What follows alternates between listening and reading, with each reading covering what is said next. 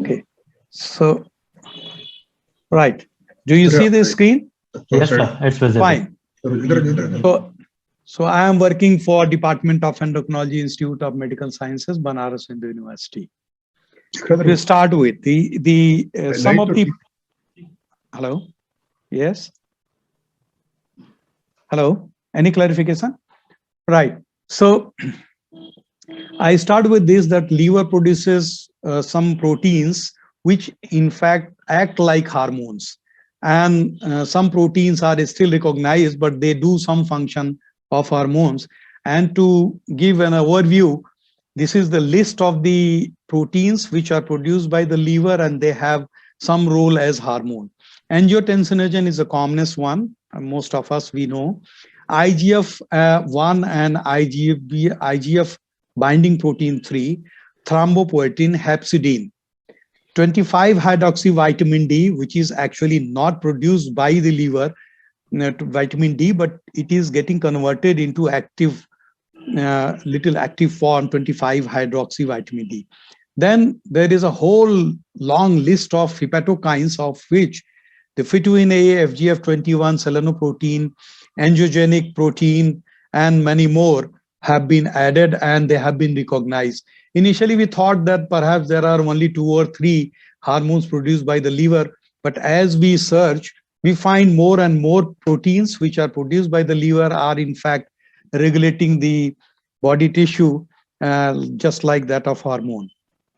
We all know angiotensinogen is produced by the liver, and it is getting converted into angiotensin 1 by renin from the juxtaglomerular apparatus of the kidney, which further getting converted into angiotensin 2 by the tissue angiotensin converting enzyme. And then there are types of angiotensin 2 and 3 which are acting on angiotensin receptor 1 and 2. Other than these angiotensin which are produced from the fragmentation of angiotensinogen, some of the fragments of angiotensinogen are also participating in tissue growth. So this is the important product of liver, which has important role to play and in vascular tone and maintenance of blood pressure. Some of the factors that regulate the angiotensinogen produced by the liver, and most of them are the hormones, particularly the estrogen, growth hormone, glucocorticoids, thyroxine, and the end product of angiotensinogen itself that also regulates the production of angiotensinogen by the liver.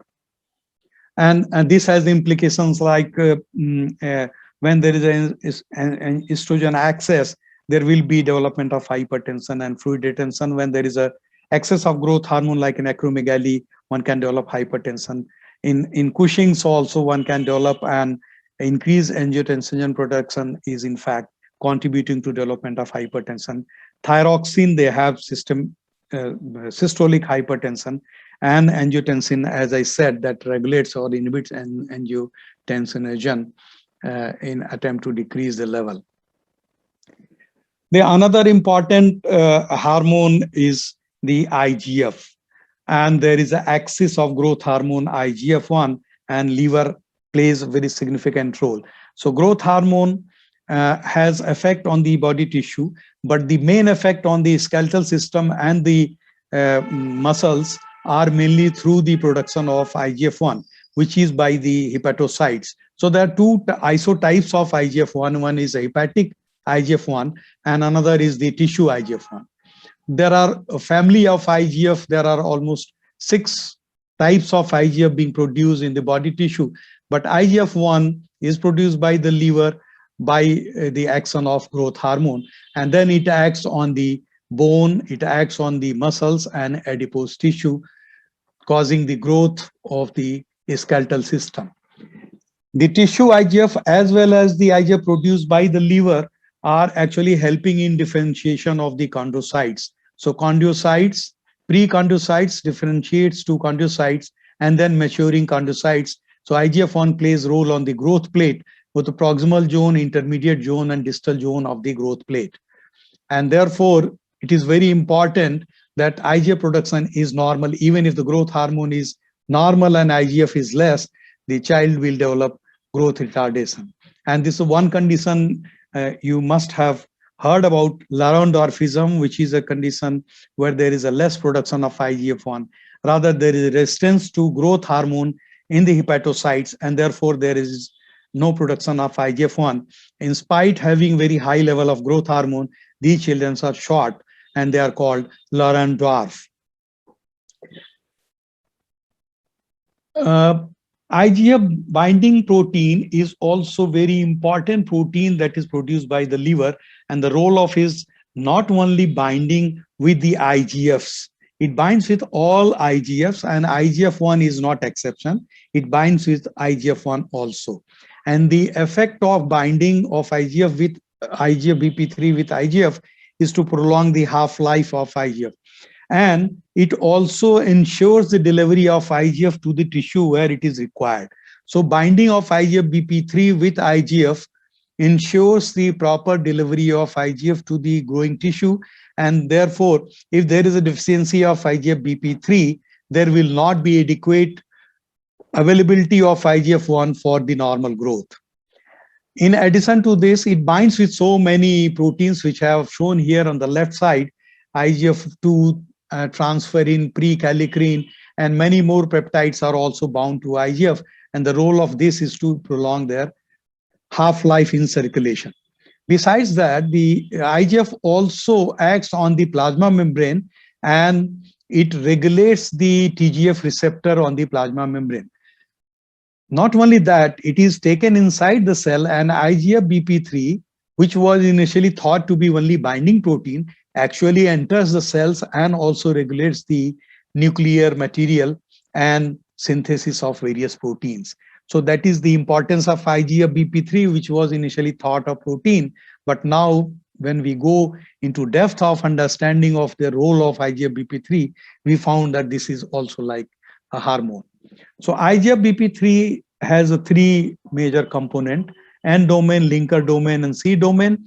And binding of IGF-BP3 with IGF, in fact, make a ternary complex, IGF-BP, IGF-BP, IGF, IGF-BP, and acid labile subunit. So this ternary complex is essential for transportation, and at the site of tissue, at the site of the axon of IGF-1, it gets dissociated with IGF-BP and acid labile subunit, and IGF is delivered to the tissue for its action.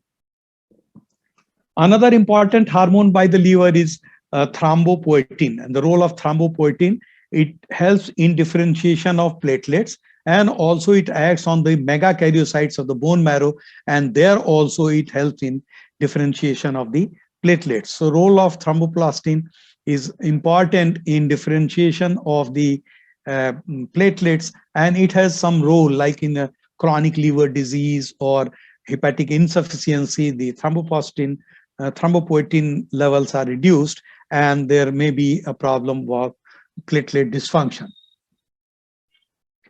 Another important protein produced by the liver is hepcidin. Hepcidin is a iron binding protein, and if there is a less of hepcidin, there will be more absorption of the iron in various tissue, like in the gastrointestinal tract, there will be more absorption. The role of hepcidin is to inhibit this ferroportin. Ferroportin is required for transportation of iron across the mucosa, and that is regulated by hepcidin. So if there is deficiency of hepcidin, there will be more iron overload in various tissue, and there is a familial hemochromatosis. If the hepcidin is produced in excess, there will be development of anemia, because it will check the absorption of iron, and that is seen in anemia of chronic disease where hepcidin level is increased. A refractory iron deficiency anemia, in spite loading iron per oral, and if the hepcidin level is high, you will not be able to have adequate amount of iron in the body, and there will be refractory iron deficiency anemia. And this is also seen in some of the inflammatory conditions. Anemia with CKD is also explained on the basis of synthesis of hepcidin by the liver. Coming to important entity, a pathological entity, NFLD. I'm sure we have just discussed, and Dr. Vijay highlighted about NFLD and our simple understanding that when there is a obesity, excess of calorie intake, reduced adiponectin, and there will be insulin resistance, and that will lead to excess dietary associated with excess dietary fat, decreased hepatic fatty acid oxidation, de novo lipogenesis, and free fatty acid flux to liver will actually lead to fat load on hepatocytes and non-alcoholic fatty liver disease, and then subsequently develops into non-alcoholic steatohepatitis or NASH. So this is our simple understanding. But where is the role of liver as such when it is all due to excess of fat, excess of calorie intake, and that is causing flux of fat to liver, causing NASH? Like in the insulin sensitive state, you have a glucose production by the liver normal and the uptake of glucose by the muscles and the adipose normal. But in insulin resistance, there is a less glucose uptake by the liver and there is an increased glucose production by the liver. So there is an increased hepatic glucose output.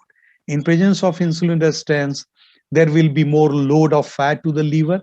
Liver metabolizes the fat and gets burdened with the fat and produces too much of glucose. So insulin resistance perhaps plays an important role here in causing the fat load to the liver, as insulin resistance, obesity, or diabetes, dyslipidemia, adipose tissue, less of adiponectin, more leptin, hepatic fat load, and NASH. But another important aspect is there that when there is an excess of triglyceride accumulation, there is a hepatic insulin resistance. So that is another dimension of our understanding that insulin resistance is causing fat load to the liver, but fat load to the liver is in fact causing insulin resistance in the liver. And this is the one thing which I wanted to highlight here in this presentation. We know the importance of NFLD. People with NFLD have high chance of developing diabetes because, as I said, that there will be more insulin resistance, and if there is a beta cell dysfunction associated, there will be development of diabetes. And if you check the NASH or NFLD, reduce the NFLD, there will be less of diabetes development. But why insulin resistance ultimately is causing diabetes in these subsets of people? There must be some another important aspect which is causing beta cell dysfunction and less production of insulin. So initially there is insulin resistance which is taking care of the glucose level, but subsequently there is a less production or inappropriate insulin production by the beta cells, and there will be development of diabetes. So if we go into that depth, in presence of NFLD, there is too much of hepatokines which are produced by the liver, particularly in presence of insulin resistance and inflammation and lipogenesis, lipolysis. All these hepatokines, starting, there is a long list. I showed initially in the beginning 4 or 5, but there is a large list of hepatokines which are actually acting on adipose tissue and the muscle and on the beta cells, and they are generating insulin resistance in the hepatic hepatic tissue. They are generating resistance in the adipocytes and the muscles, as well as they are inhibiting insulin release, and perhaps that is the reason there is a development of diabetes. The phytoin, which is another hepatokine, phytoin A and B, are acting on JNK pathway and ultimately producing IRS, insulin responsive substrate 1, and then there is excess of IRS1 which causes a defect in the insulin signaling, and there will be insulin resistance, and there will be less synthesis of GLUT4 which is causing transportation of glucose inside the adipose tissue and the muscle.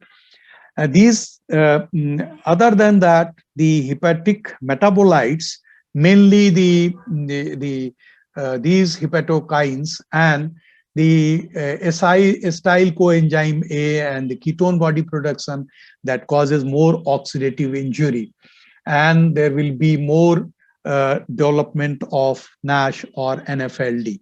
So hepatic metabolites are in fact perpetuating the process of hepatic lipogenesis and hepatic steatosis, and that is also responsible for fibrosis of hepatocytes and hepatic parenchyma, and that is the ultimate serious outcome of NASH, that they develop cirrhosis or hepatocellular carcinoma.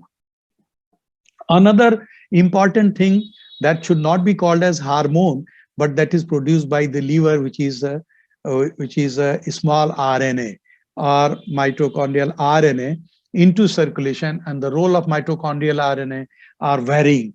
In liver, it may cause defect in the insulin action and also influences lipid metabolism, adipose tissue. It inhibits the insulin action in the muscles, as well as in the pancreas, it hampers the insulin secretion. So microsomal RNA produced by the hepatocytes are also playing role in overall in the metabolism. So just to summarize the overview of endocrine role of liver, I would say that the liver produces a class of proteins which serve function of hormone, angiotensinogen as long chain 455 amino acid, IGF-1 and IGF-BP3, 25 hydroxyvitamin, which is a hydrolysation of vitamin D, and this is a substrate for active metabolite of vitamin D. Proteins like thrombopoietin, regulators of platelet, hepcidin, regulators of iron in blood, and hepatokines clearly exert pleiotropic effects on lipid and glucose metabolism, insulin action, and their secretion impacted by in NFLD. So by understanding the role of liver as endocrine organ, I think we would be wiser to understand various pathogenetic conditions, metabolic conditions, particularly the fat, the lipids and carbohydrate metabolism, and also that they may be a target for manipulation to treat disease conditions. Thank you very much for your kind attention.